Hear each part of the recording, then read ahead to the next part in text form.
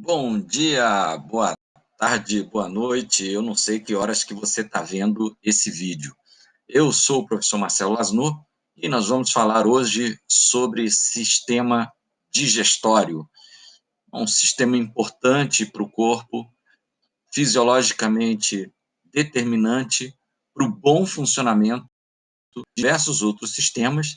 Então, a gente vai ter agora uma visão tanto anatômica quanto fisiológica desse sistema. O sistema digestório, ele é um sistema que evoluiu, né, ao longo dos grupos animais, e ele surge propriamente, né, especificamente nos quinidários. Depois, essa complexidade vai se dando e o sistema chega até ao que nos interessa nesse momento, que é falar sobre o sistema digestório humano. Então, vamos ver um pouco de anatomia do sistema digestório. Então, se a gente olhar aqui no sistema, né, a parte anatômica, eu vou começar aqui pelo que a gente chama de tubo digestório. Né? Nosso tubo digestório é completo, porque, gente, começa com boca e termina com ânus. Então, o tubo começa pela boca, depois ele segue para a faringe e o esôfago, tá vendo? Então, o esôfago é um longo tubo que atravessa aqui a região do pescoço, do tórax, passa aqui pelo diafragma, tá vendo? O diafragma é um músculo do sistema respiratório, mas o esôfago atravessa aqui e se abre no estômago. Depois do estômago vem os intestinos, né? Primeiro o intestino delgado, depois o intestino grosso, e aí o reto e o ânus. Então, essa região toda é conhecida como tubo digestório. Nosso tubo digestório é completo. Então, está falando lá do quinidário, por exemplo, né, que é o primeiro grupo a ter sistema digestório, mas era um sistema digestório incompleto, só com boca, né, não tinha ânus, né, o ânus vai aparecer no grupo dos nematóides, e depois vai ficar como, né, uma verdade, vamos dizer assim, para os grupos subsequentes. Bom, o sistema digestório, anatomicamente, além do tubo, repetindo, que é boca, faringe, esôfago, estômago, intestinos, reto e ânus, o sistema digestório ele também tem os chamados órgãos anexos. Então, o que são os órgãos anexos? São órgãos que não são atravessados pelo alimento, mas que são fundamentais para a digestão. Então, na boca, na região da boca, a gente tem as glândulas salivares, né? São 6 glândulas salivares que ficam nessa região, são as sublinguais, né, 2, submandibulares 2, e as parótidas, que estão sinalizadas aqui, ó. Bom, as 6 estão sinalizadas, né? Sublinguais, submandibulares e as parótidas, que são essas maiores aqui. Outro órgão anexo é o fígado, e debaixo dele a vesícula biliar, tá vendo? Ó? Ele está chamando de gallbladder aqui, ó, é a vesícula biliar. E o outro órgão anexo é o pâncreas. É preciso tomar um pouco de cuidado, porque tem alguns autores que chamam esses órgãos anexos de glândulas anexas. E aí tem que tomar cuidado, porque a glândula salivar, o fígado e o pâncreas realmente têm atividade glandular, mas a vesícula biliar não tem. Né? Então, o termo órgão anexo, ele é mais abrangente do que o termo glândulas anexas, né? Outra coisa importante, gente, preciso registrar e aproveitar que está representado aqui, é que os intestinos são muito longos, então eles têm divisões, tá vendo? O intestino delgado, que é o maior em extensão, ele é dividido assim, ó, em duodeno, jejuno e íleo. Duodeno é uma parte, vamos colocar assim, digestiva, vocês vão ver mais para frente, e jejum e ilho são partes mais absortivas, né, tá ligada com a absorção. E o intestino grosso, tá, ele também é organizado, dividido em partes, e essas partes se chamam cólons. Também eu tenho um slide lá na frente que vai mostrar isso um pouco melhor, tá? Então, essa é a parte anatômica do sistema, né? A parte anatômica é importante, mas a parte fisiológica ela é muito mais explorada, vamos colocar assim, nas provas, né? Então, o processo digestivo, ele consiste no quê? Ele é um processo de fracionamento do alimento. Então, o alimento precisa ser reduzido em moléculas pequenas, pequenas o suficiente para serem absorvidas. Nem toda molécula requer esse processamento digestivo. Por exemplo, água, sais e vitaminas não precisam passar por processo digestivo. Por que que não precisam? Porque já são suficientemente pequenas para serem absorvidas. Mas o grosso da nossa alimentação consiste, sobretudo, em carboidrato, proteína e gordura, né? E aí, carboidrato, proteína e gordura, né, normalmente precisam da digestão, exceto se forem carboidratos muito pequenos, enfim. Mas, fora isso, é necessária essa digestão. Essa digestão, a gente pode dividir ela em duas grandes ações. Uma digestão dita mecânica e uma digestão tipo química. A parte mecânica da digestão, eu coloquei aqui no slide, corresponde a processos físicos, penso eu, bem compreensíveis. Deglutição, que é o ato de engolir, é um reflexo. Mastigação é um processo, né, de ação dos dentes sobre o alimento. E os movimentos peristálticos, que são ondas rítmicas de contração da musculatura da parede do tubo para, primariamente para mover o alimento, né? Mas o peristaltismo acaba fazendo duas outras funções também, além do movimento alimentar. Ele também faz mistura do alimento, especialmente com os sucos digestivos, e o peristaltismo também consegue fazer algum tipo de compensação de ação mecânica posterior aos dentes, né? Como compactar, como moer, né? Há áreas onde a musculatura essencialmente forte para garantir esse tipo de ação, né, sobre o alimento. E a digestão química é amplamente explorada nas provas, especialmente nos vestibulares, mas em todas as provas, porque corresponde à atuação das enzimas. E aí, como são várias, né, isso cria um arcabouço assim, de criação de questão grande. E o pessoal gosta de explorar bastante essa questão das enzimas. E vocês vão ver que a gente vai acabar focando, né, nessa diversidade da ação enzimática, nos substratos dessas enzimas, ou seja, as substâncias sobre as quais elas vão agir, e os seus produtos específicos, tá?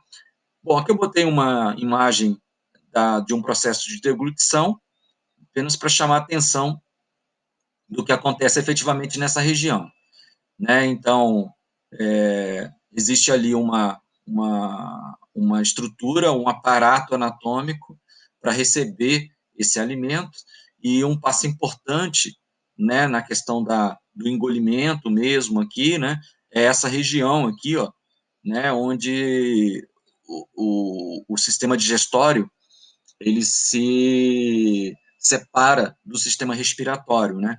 Porque a faringe, gente, a faringe, ó, ela é um ponto em comum dos dois sistemas.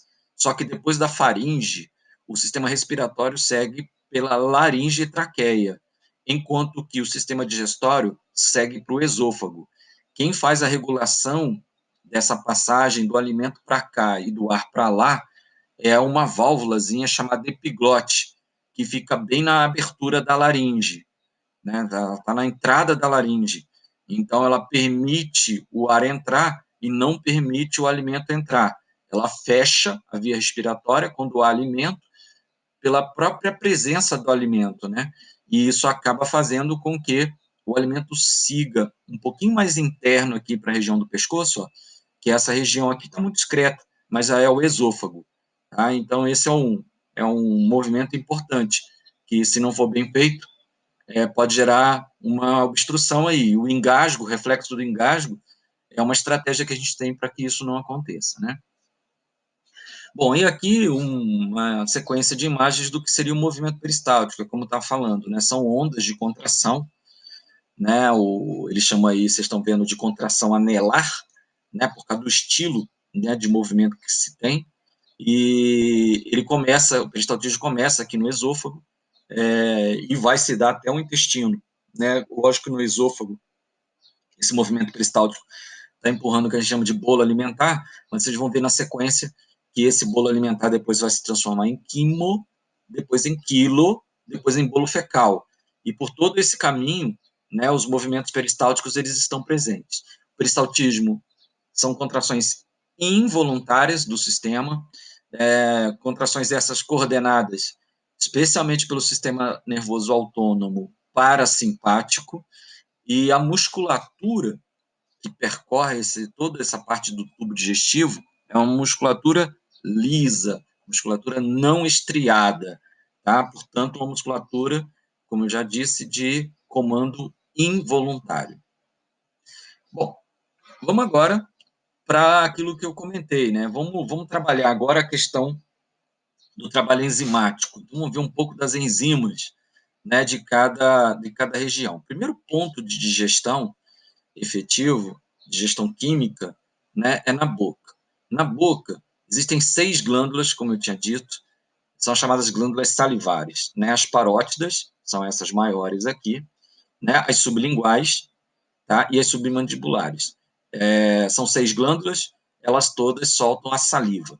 Bom, a saliva, ela essencialmente é uma solução muito aquosa, tá? Tem uma quantidade de água muito grande, então de 99% da saliva é água. Agora, nesse 1% da saliva que não é água, tem algumas substâncias importantes ali. Mucoprotetor, lisozimas, que são substâncias para destruir bactérias, né? Na segunda parte da aula aqui vai ser uma espécie de um aprofundamento do que eu estou falando, de alguns tópicos que eu estou apresentando, a gente vai salientar essas outras substâncias. Mas, por hora, a substância importante para a gente falar é a pitialina. A pitialina é a amilase salivar. O nome pitialina está num progressivo desuso, que a gente está começando a evitar, já tem um tempo, né, que a gente está tentando usar essa terminologia, né, amilase salivar. Como a saliva praticamente é água, né, 99%, como eu falei, o pH aferido da saliva é por volta de 7. Ele é um pouquinho abaixo de 7, mas a gente acaba dizendo que o ambiente salivar normalmente é neutro, exceto se houver muita fermentação bacteriana. Tá? Se houver muita fermentação bacteriana, aí isso vai acabar impactando no pH, que aí vai cair mais, porque essa fermentação bacteriana acaba produzindo ácidos como consequência. Bom, a saliva, então, em termos químicos, ela consegue agir apenas sobre amido e glicogênio, que são carboidratos de cadeia longa, e especialmente um amido muito usado na nossa dieta. O resultado da digestão do amido é a maltose, principalmente. Existem compostos um pouquinho maiores, mas a maioria do produto final digestivo vai ser a maltose. Bom, na sequência, o alimento vai para o esôfago. No esôfago não há nenhum lançamento químico, e o próximo lançamento químico se dá no estômago. Então, o que acontece no estômago? Lá no estômago ocorre o lançamento do suco gástrico. O suco gástrico é uma solução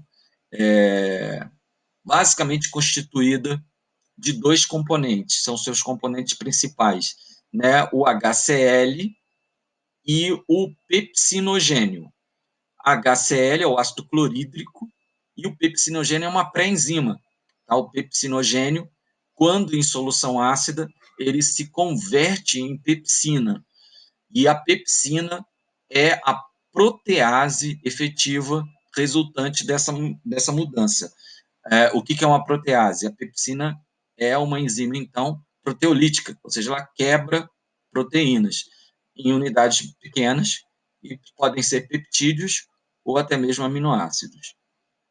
O pH cai muito, vocês estão vendo, né? O pH cai para 2, exatamente por conta da secreção do ácido clorídrico pelas chamadas células parietais, tá?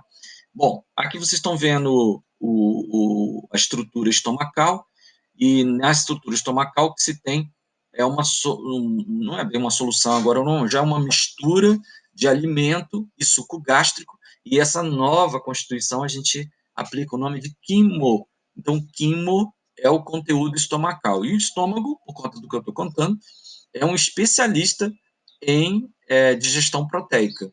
Então, se houver uma alimentação, uma dieta rica em proteína, podem ter certeza que a secreção gástrica vai aumentar. Esse é um dos fatores que aumenta a secreção gástrica, tá? É o fator de uma dieta ricamente proteica.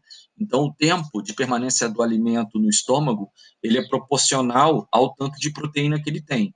Então, se você comer uma macarronada, por exemplo, né, que tem um teor proteico baixo, o tempo de permanência estomacal vai ser pequeno. 30 minutos, né? Talvez um pouquinho mais que isso. Agora, se você vai comer uma feijoada ou um churrasco, né, aí o tempo de permanência aí pode chegar até 4 horas de permanência aí no interior do estômago.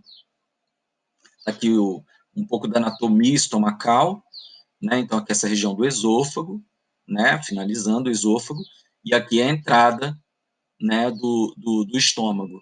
Aí você vê que tanto a entrada do estômago quanto a saída, né, são guardados aqui por anéis musculares. Esses anéis musculares se chamam esfíncteres. Então, tem um esfíncter de entrada e um de saída.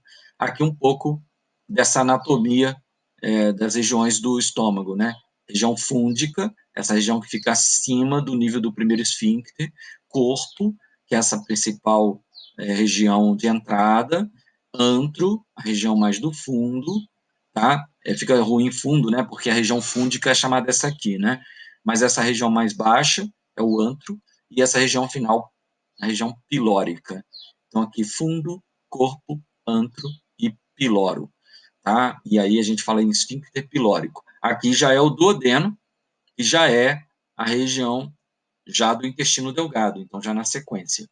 Aqui um pouco desse, não vou entrar em tantos detalhes, tá, gente? Não precisa ficar tão assim, preocupado com o detalhe das nomenclaturas. Mas só para mostrar para vocês, tá vendo? A contração peristáltica de novo, ó, tá? Mostrando, né, como é que se comporta, né, o peristaltismo, e para reforçar que o peristaltismo não ocorre só no esôfago, né, ele continua acontecendo no estômago. Esse peristaltismo, entre outras funções, como eu citei, tem essa do movimento, só que agora o movimento do quimo, tá empurrando esse quimo para o duodeno.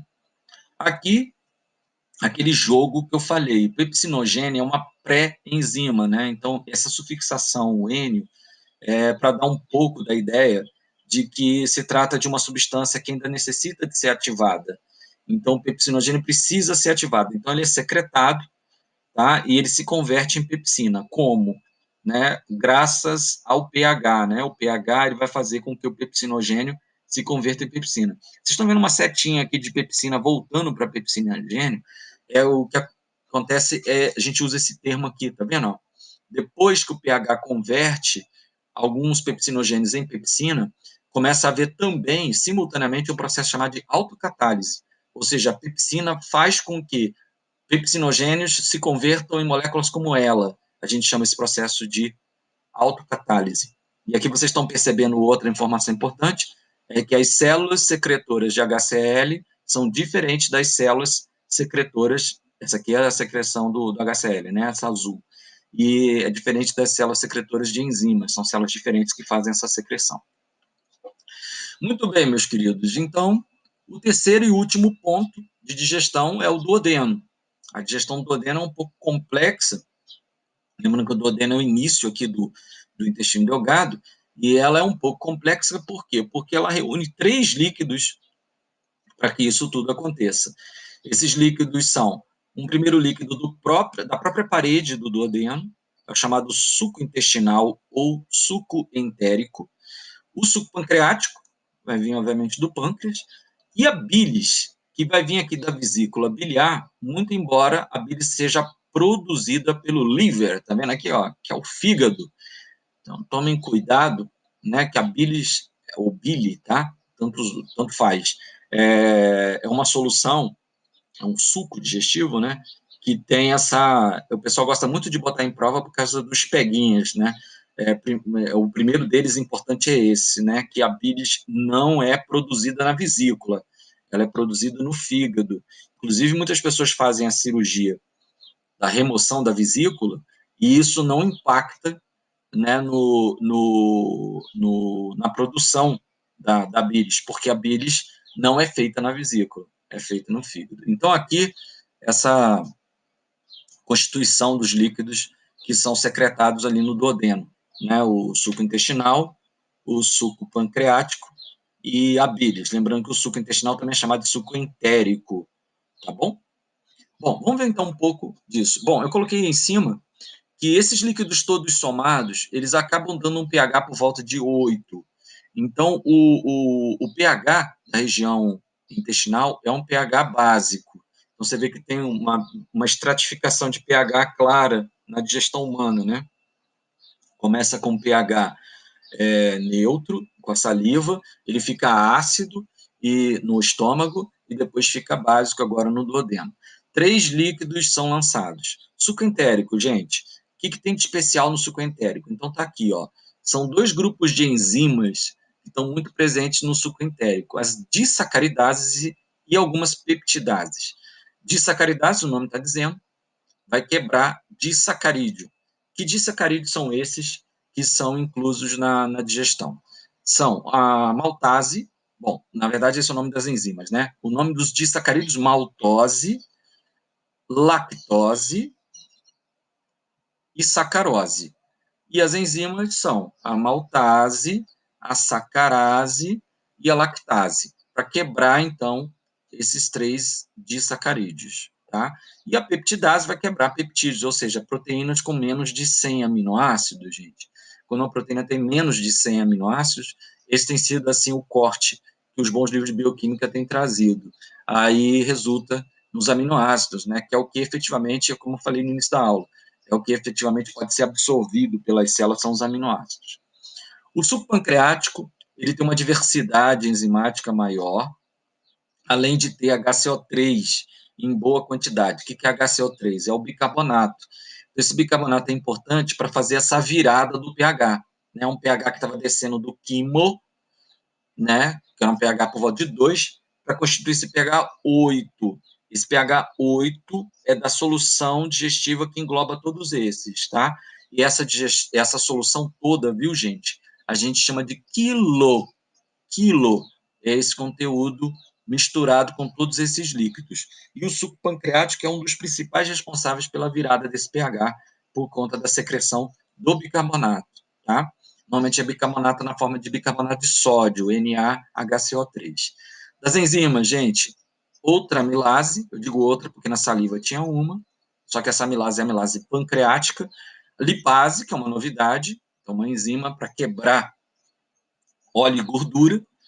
2 proteases, tripsina e quimiotripsina, para reforçar, então, o trabalho da pepsina gástrica, né, a pepsina do estômago.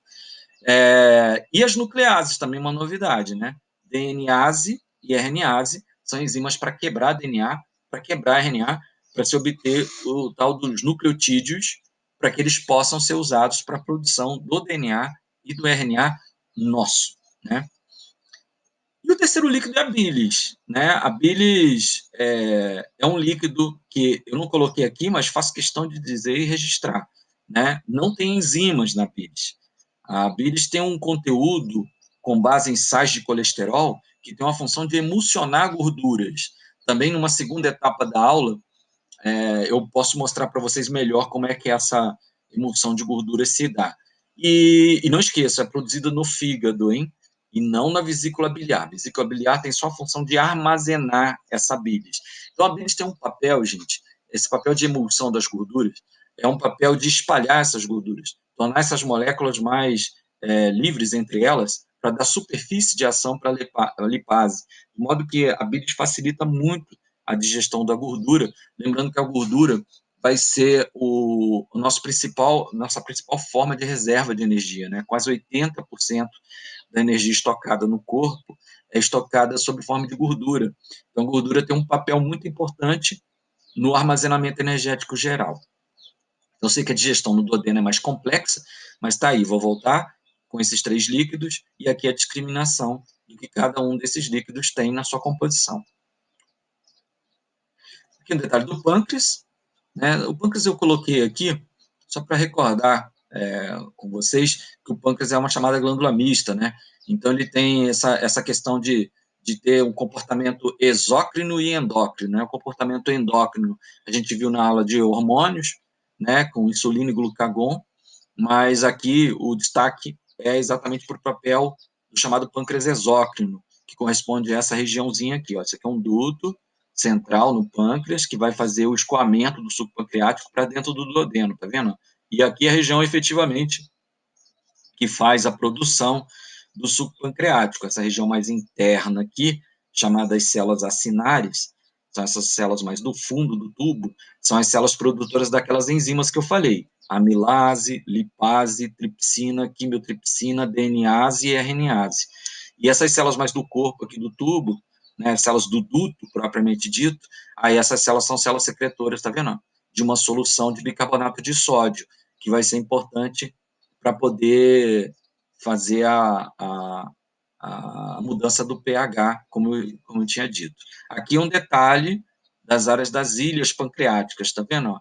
Ilhas que são, sobretudo, compostas pelas células alfa e beta, a célula alfa produtora de glucagon e a beta de insulina, e são hormônios que são usados no controle da glicemia sanguínea, né?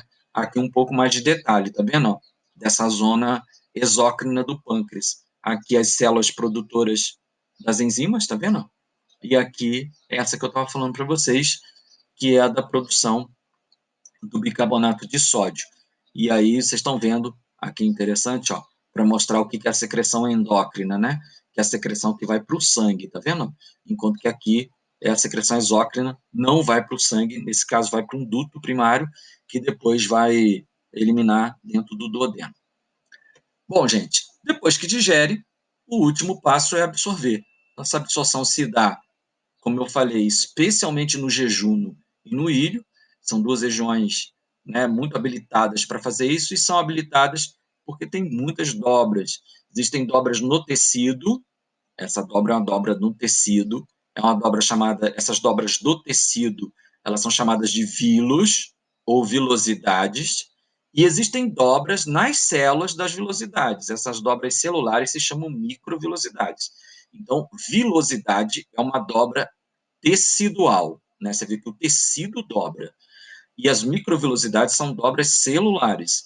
As duas dobras, os dois níveis de dobras, perdão, têm a função de aumentar a área absortiva, né? Mas uma se dá num nível e outra no outro. A ideia é garantir uma boa área de absorção para que essas substâncias, produtos da digestão, caiam na corrente sanguínea ou na circulação linfática, tá? Ou na circulação linfática ou na sanguínea. A imensa parte vai para a circulação sanguínea, mas os produtos da digestão de gordura seguem para a circulação linfática, tá? Que vai ser o glicerol e os ácidos graxos, né? São substâncias que vão ser decorrentes da digestão da gordura. O resto vai para a corrente sanguínea, e esses que vão para a corrente sanguínea, o destino imediato é o fígado, tá? Então, assim, é o primeiro órgão do corpo que vai receber todo esse alimento que foi absorvido e transferido para a corrente sanguínea.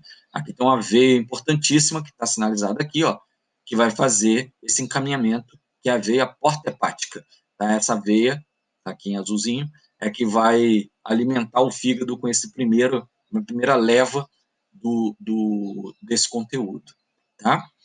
E não se esqueçam que alguns produtos que não necessariamente ou não efetivamente sofreram o processo digestivo também vão ser absorvidos aqui, né? Eles passaram por todo o processo, né, que eu falei até agora, né, mas passou literalmente pelos tubos, né, sem sofrer grandes ações. É o caso do ferro, por exemplo, não tem a necessidade de ser processado, né? E aí o ferro aí vai ser, quando chegar nessa região, ele também, assim como os outros sais, as vitaminas, a água, como eu falei, vai sofrer essa transferência, né? Essa absorção. E esse ferro absorvível é sempre o ferro mais 2, tá vendo? Esse é o ferro fisiologicamente importante, é o mais 2. Pessoal, e terminando, né, o que não foi absorvido no duodeno, no jejum e no ilho, e especialmente nesses dois últimos, vai acabar entrando no intestino grosso. Entrando no intestino grosso, ocorre ainda alguma absorção, mas praticamente a única absorção que acontece no intestino grosso é a água, tá? Porque o resto, realmente, assim, já está em processo de constituir o que a gente chama de bolo fecal. Ele vai transitar ao longo dos cólons do intestino, né? Toda essa região que vocês estão vendo é a região de cólon, está aqui um pouco mais organizada, né? A entrada é aqui, nessa região, que é o cólon ascendente, depois o cólon transverso e o descendente. Então, aqui, ao longo desse processo, como eu disse, ocorre mais uma desidratação, né? A absorção do intestino grosso é, sobretudo, disso, né, de água, e vai se acumulando como fezes nessa região do reto. Né? Nessa região do reto, forma-se, então, concretamente, as fezes, fica nessa região aqui do reto. Tá? E depois, à medida que as fezes ficam aqui, elas ficam retidas por causa da contração de dois esfíncteres, tá vendo? Ó? São aqueles anéis musculares. Então, tem um esfíncter, são dois, né? Um interno e outro externo. Eles ficam posicionados aí. O esfíncter interno, tá, gente?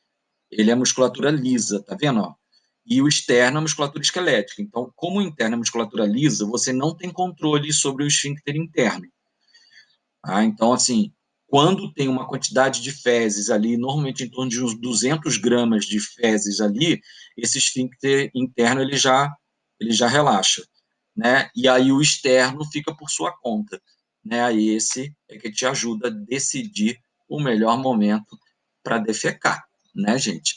Bom, isso tudo leva, em média, mais ou menos 24 horas para acontecer todo esse processo que eu descrevi para vocês, queridos. Então, é isso, gente. Essa é a lógica do sistema digestório. Muito obrigado.